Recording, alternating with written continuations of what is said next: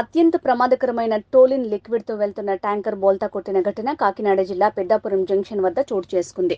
Kakinada port నుంచి హైదరాబాద్కు వెళ్తున్న MH04 KF 0706 నంబర్ గల ట్యాంకర్ రోడ్డు పక్కన ఉన్న హై టెన్షన్ కరెంటు స్తంభాన్ని ఢీకొట్టి బోల్తా కొట్టింది.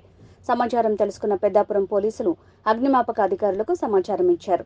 అప్రమత్తమైన అగ్నిమాపక సిబ్బంది సంఘటనా స్థలానికి చేరుకుని పెను ప్రమాదం పొంచి ఉందని గ్రహించి 3 అగ్నిమాపక శకటాలను సంఘటనా స్థలంలో ఉంచారు.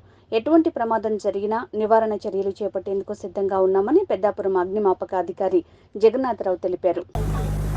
ఈ నిన్న రాత్రి 1:15 ఆ ప్రాంతంలో మాకు మన Peddapuram sub inspector of police Shri Suresh గారు మెసేజ్ ఇవ్వడం జరిగిందండి. ఒక ఆయిల్ ట్యాంకర్ పడిపోయింది, మీరు కొద్దిగా వెంటనే స్పాట్కి రండి అని.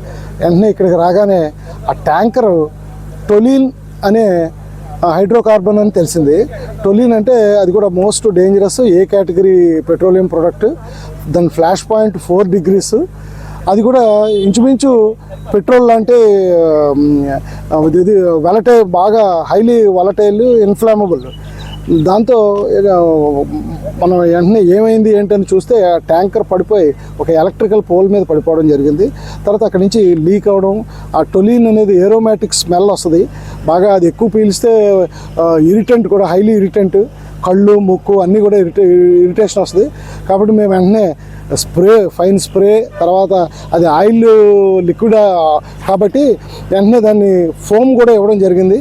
దాన్ని ఏమాత్రం క్లౌడ్ కింద ఫామ్ అవ్వకుండా డిస్పర్స్ అయ్యే విధంగా మొత్తం మా కాకినాడ నుంచి ADFO గారు ఆ వెహికల్, తర్వాత మన పెద్దాపురం వెహికల్, తర్వాత రాజమండ్రి నుంచి special vehicle fire crash tender కూడా వచ్చింది.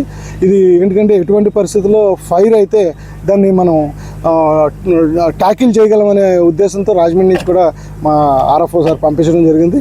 కాబట్టి ఈ 3 వెహికల్స్తోనే మేము దీన్ని దాదాపు ఫైర్ అవ్వకుండా చూడగలిగాం. ఉదయానికి అందరూ అన్ని డిపార్ట్మెంట్ వాళ్ళు రావడం జరిగింది. అలాగే ఫ్యాక్టరీస్ ఇన్స్పెక్టర్ గారు తెల్లవారుజాము 4 వచ్చి ఈ ఆపరేషన్స్లో పాల్గొన్నారు. అలాగే ఏవైతే కంపెనీ తాలూకు సంబంధించిన టొలిన్ ట్యాంకరో అది కాకినాడ పోర్ట్ నుంచి హైదరాబాద్ వెళ్తుందని తెలిసింది.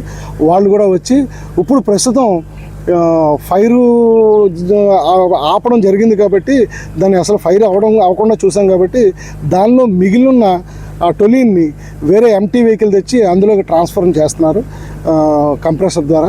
అది సేఫ్గా అవుతుంది. మనం చార్జ్డ్ హోజెస్ పట్టుకుని రెడీగా ఉన్నాం దాన్ని ఫేస్ చేయడానికి.